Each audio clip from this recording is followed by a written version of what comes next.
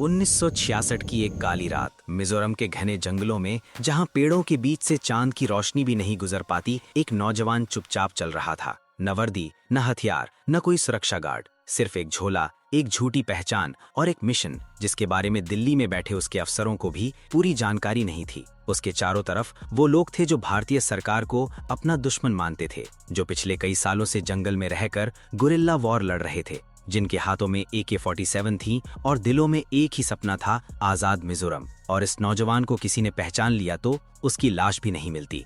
लेकिन वो लुका नहीं, डरा नहीं, क्योंकि वो जानता था अगर वो यहाँ से पीछे हटा तो हजारों बेगुनाह लोगों का खून बहेगा और शायद मिजोरम हमेशा के लिए भारत से अलग हो जाएगा।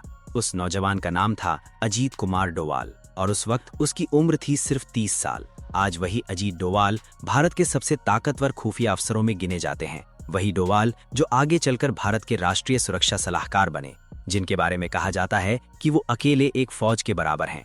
लेकिन आज हम बात करेंगे उस कहानी की जो शायद आपने पहले कभी इतने विस्तार से नहीं सुनी।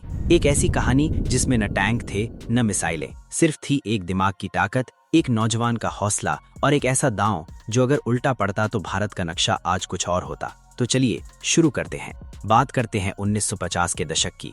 भारत आजाद हो चुका था। दिल्ली में नई सरकार थी, नए सपने थे, लेकिन पूर्वोत्तर के कोने में बसे मिजोरम में एक अलग ही दुनिया थी। उस वक्त मिजोरम असम राज्य का हिस्सा था। मिजो लोग जो अपनी अलग भाषा, अलग संस्कृति और अलग पहचान रखते थे, खुद को असम का हिस्सा नहीं मानते थे। उन्हें लगता था दिल्ली उन्हें भूल चुकी है। और फिर आई 1959 की वो तबाही जिसने सब कुछ बदल दिया। मिजोरम में एक भयंकर अकाल पड़ा। इतिहास में इसे मौतम फेमिन कहते हैं। बांस के जंगलों में एक खास प्रजाति के चूहे अचानक बड़ी तादाद में पैदा हुए जो फसलें चटकर गए।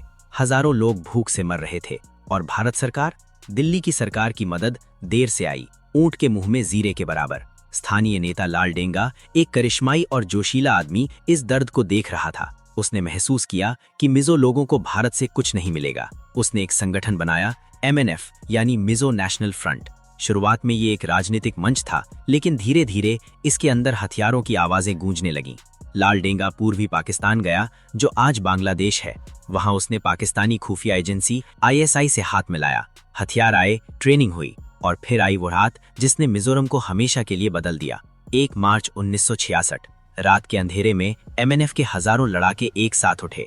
उन्होंने एक साथ हमला किया आइजॉल पर, असम राइफल्स के कैंपों पर, सरकारी दफ्तरों पर, ट्रेजरी पर। ये कोई छोटी मोटी झड़प नहीं थी, ये पूरी तरह से प्लान की गई क्रांति थी। MNF ने ऑपरेशन जेरिको यानी आजादी का ऑपरेशन लॉन्च कर दिया था। कुछ ही घंटों में आइजॉल के बड़े हिस्से पर MNF का कब्जा हो गया। सरकारी रेडियो स्टेशन से MNF ने ऐलान कर दिया कि मिजोरम आजाद है। भारतीय सरकार सख्ते में आ गई। दिल्ली में बैठे नेताओं को यकीन ही नहीं हो रहा था। तुरंत फैसला हुआ, फौज भेजो। और फिर हुआ वो जो भारत के इतिहास का एक बेहद विवादित फैसला बन गया। भारतीय वायुसेना के हॉकर हंटर जेट्स ने अपने ही देश के एक शहर पर बम गिराए। आइजॉल पर हवाई हमला हुआ।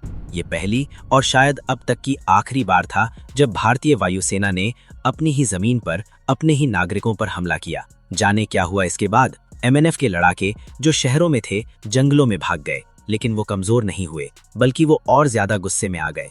और आम मिजो लोग जो पहले तटस्थ थे, वो भी सरकार के खिलाफ हो गए। हवाई हमले ने विद्रोह को कुचला नहीं, बल्कि उसे और भड़का दिया। अगले कई साल मिजोरम जलता रहा। 1966 से 1970 के बीच मिजोरम के जंगलों में एक ऐसी जंग चल रही थी जिसका कोई अंत नजर नहीं आता था। MNF के गुरिल्ला लड़ाके छोटे छोटे दस्तों में जंगलों में घुसे हुए थे। वो फौज के खिलाफ सीधे नहीं लड़ते थे, अचानक हमला करते और जंगल में गायब हो जाते। भारतीय फौज ने ग्रुपिंग पॉलिसी अपनाई, यानी गांव के लोगों को जबरदस्ती एक जगह इकट्ठा करना ताकि MNF को आम लोगों का सहारा न मिले। इसका नतीजा हजारों मिजो परिवार जो अपनी जमीन, अपने खेत, अपने घर छोड़ने पर मजबूर हुए। उनका गुस्सा और बढ़ा और लाल डेंगा पूर्वी पाकिस्तान और बाद में बांग्लादेश से ऑपरेशन चला रहा था। चीन से भी हथियार आ रहे थे। MNF अंतर्राष्ट्रीय मंचों पर आजादी की लड़ाई का नैरेटिव बना रहा था। भारत के लिए ये एक सिरदर्द बनता जा रहा था। फौज से ये जंग जीती नहीं जा सकती थी, क्योंकि ये सिर्फ हथियारों की जंग नहीं थी, ये दिलों की जंग थी। और तब दिल्ली में इंटेलिजेंस ब्यूरो के एक अफसर ने एक अलग रास्ता सुझाया। जंगल में जाओ, MNF के लोगों से मिलो, उनके दिल जीतो। वो अफसर था अजीत डोवाल, अजीत कुमार डोवाल। जन्म 20 जनवरी 1945, उत्तराखंड के पौड़ी गढ़वाल के एक छोटे से गांव में। पिता भारतीय सेना में अफसर, तो घर में देशभक्ति और अनुशासन दूध के साथ पिया था। 1968 में आईपीएस में चुने गए, केरल कैडर मिला, लेकिन डोवाल की नजर हमेशा बड़े मैदान पर थी। वो इंटेलिजेंस का काम चाहते थे और जल्द ही उन्हें इंटेलिजेंस ब्यूरो में लिया गया। डोवाल एक अलग तरह के अफसर थे। वो किताबों में नहीं, मैदान में यकीन रखते थे। उनकी खासियत थी वो हर उस इंसान की भाषा बोल सकते थे जिससे मिलना हो। जरूरत पड़े तो मुसलमान बन जाएं, जरूरत पड़े तो आदिवासी नेता बन जाएं। वो हर भूमिका में इतने खो जाते थे कि सामने वाला कभी भांप नहीं पाता था। और मिजोरम के लिए यही काम आई उनकी एक खूबी। उन्होंने तय किया वो खुद जाएंगे जंगल में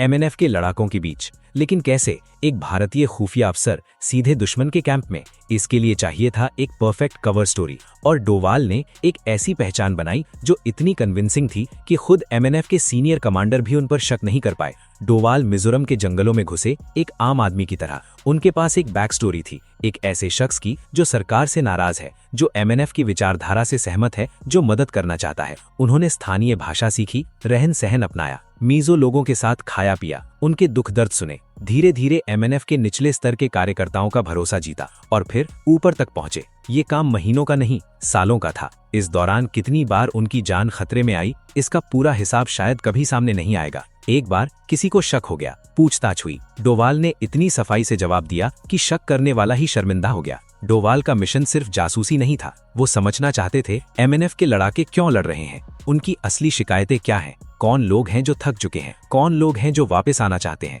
और धीरे धीरे एक तस्वीर उभरी। एमएनएफ के ज्यादातर लड़ाके जंगल की जिंदगी से थके हुए थे। उनके परिवार थे, माएं थी, बच्चे थे। वो घर जाना चाहते थे, लेकिन डर था सरकार उन्हें माफ नहीं करेगी, गोली मार देगी या जेल में डाल देगी। डोवाल ने ये बात दिल्ली तक पहुंचाई और यहाँ असली चाल चली गई। डोवाल ने एक बात समझी थी जो फौज के जनरल नहीं समझ पाए थे। इन लोगों को हराना नहीं है, इन्हें वापस लाना है। उन्होंने एक नीति तैयार की, सरेंडर एंड रिहैबिलिटेशन, यानी जो एमएनएफ के लड़ाके हथियार डालकर वापस आएंगे उन्हें ना सिर्फ माफी मिलेगी बल्कि उन्हें जमीन, रोजगार और इज्जत से जीने का मौका मिलेगा। लेकिन ये ऐलान काफी नहीं था। कोई भी तब तक विश्वास नहीं करता जब तक कोई भरोसेमंद इंसान ये बात ना कहे। और डोवाल, जो एमएनएफ के लोगों के बीच खुद मौजूद थे, वही भरोसेमंद इंसान बने। उन्होंने एक एक लड़ाके से बात की, उनके डर दूर किए, उन्हें भरोसा दिलाया सरकार तुम्हारी दुश्मन नहीं है, तुम्हारी शिकायतें सुनी जाएंगी। और धीरे धीरे लोग निकलने लगे। पहले 10, फिर 50, फिर सैकड़ों। एमएनएफ के भीतर फूट पड़ने लगी। जो लोग लालडेंगा के करीबी थे उनमें भी कुछ ने महसूस किया कि ये जंग अब जीती नहीं जा सकती। और यहाँ डोवाल ने एक और मास्टर स्ट्रोक खेला। लालडेंगा, एमएनएफ का सुप्रीमो, अभी भी लड़ने का जज्बा रखता था। वो जानता था कि अगर वो झुका तो उसकी राजनीतिक जिंदगी खत्म हो जाएगी। लेकिन डोवाल ने उस तक एक संदेश पहुंचाया, लालडेंगा, तुम लड़ाई जीत नहीं सकते, लेकिन तुम एक बड़ी जीत हासिल कर सकते हो अपने लोगों के लिए। अगर तुम मेज पर आओ तो हम मिजोरम को राज्य का दर्जा दे सकते हैं। ये एक बड़ा वादा था और इसी के साथ एक लंबी और जटिल बातचीत का सिलसिला शुरू हुआ। लालडेंगा एक चालाक और समझदार राजनेता था। वो जानता था कि आईएसआई और चीन का सहारा कब तक चलेगा। 1971 में बांग्लादेश का युद्ध हुआ। पूर्वी पाकिस्तान, जहां से एमएनएफ को बड़ा सहारा मिलता था, अब बांग्लादेश बन गया।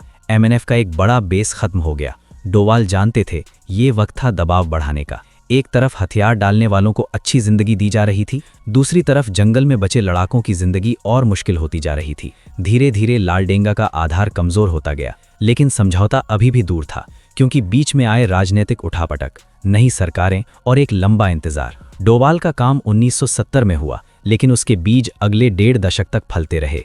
1986 में भारत की प्रधानमंत्री राजीव गांधी और लालडेंगा के बीच बातचीत आखिरी दौर में आई और 30 जून 1986 को मिजोरम पीस अकॉर्ड पर हस्ताक्षर हुए। लालडेंगा ने हथियार डाले, मिजोरम को पूर्ण राज्य का दर्जा मिला 1987 में, और लालडेंगा, जो कभी भारत का सबसे बड़ा दुश्मन था, मिजोरम का पहला मुख्यमंत्री बना। ये वो चीज़ थी जो न तोपें कर सकती थी न बम। 20 साल की जंग एक समझौते से खत्म हुई, और इस समझौते की जमीन तैयार करने में डोवाल की भूमिका भले ही किताबों में कम लिखी हो, लेकिन इतिहास के जानकार इसे मानते हैं। डोवाल ने जो सीड बोए थे, ट्रस्ट के, डायलॉग के, रिहैबिलिटेशन के, वही 1986 में फल बनकर आए। मिजोरम आज भारत के सबसे शांतिपूर्ण राज्यों में से एक है। साक्षरता दर 91% से ज्यादा, अपराध दर देश में सबसे कम में से एक, और इसी मिजोरम में कभी बम गिरे थे, कभी खून बहा था। अजीत डोवाल आगे चलकर आईबी यानी इंटेलिजेंस ब्यूरो के डायरेक्टर बने। 1999 में कंधार हाईजैक के दौरान वो उन अफसरों में थे जो सीधे मैदान में थे। 2014 में नरेंद्र मोदी की सरकार ने उन्हें भारत का राष्ट्रीय सुरक्षा सलाहकार बनाया। उन्हें पद्म विभूषण मिला, देश का दूसरा सबसे बड़ा नागरिक सम्मान। लेकिन डोवाल की असली पहचान किसी पदक में नहीं, उनकी पहचान है उस सोच में जो मानती है कि सबसे बड़ी जंग वो होती है जो बिना लड़े जीत ली जाए। मिजोरम में उन्होंने साबित किया कि इंटेलिजेंस का असली काम सिर्फ जासूसी नहीं होता, असली काम होता है इंसानों को समझना, उनके दर्द को पहचानना और वो रास्ता निकालना जहां से दोनों तरफ के लोग इज्जत से निकल सकें। एक 30 साल के नौजवान ने बिना किसी फौज के, बिना किसी हथियार के जंगल में घुसकर वो काम किया जो हजारों सैनिक मिलकर नहीं कर पाए थे। यही है डोवाल का मीज़ो दाव और यही है उस नौजवान की कहानी जो डर को जानता ही नहीं था, जो जानता था तो बस एक बात, देश पहले बाकी सब बाद में।